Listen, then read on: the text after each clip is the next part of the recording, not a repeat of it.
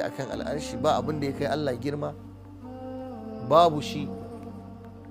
wasi'a kursiyuhu as-samawati wal ard wa la ya'uduhu hifzuhuma huwa al-aliyyul azim.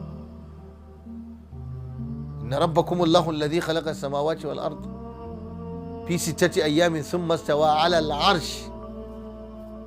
Allah ya daidaita akan al'arshi, aka ce ubangijin al'arshi tabaraka wa ta'ala.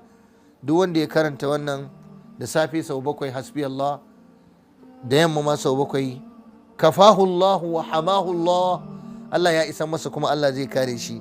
Don haka kai kokari cikin zikiranka na safe, cikin zikiranka na yamma, ka rinka ainihin karanta wannan hasbi Allah la ilaha illa huwa. Kar ka ƙara, kar ka rage. Guda 7 annabi ya ce kai, kar ka wuce gona da iri.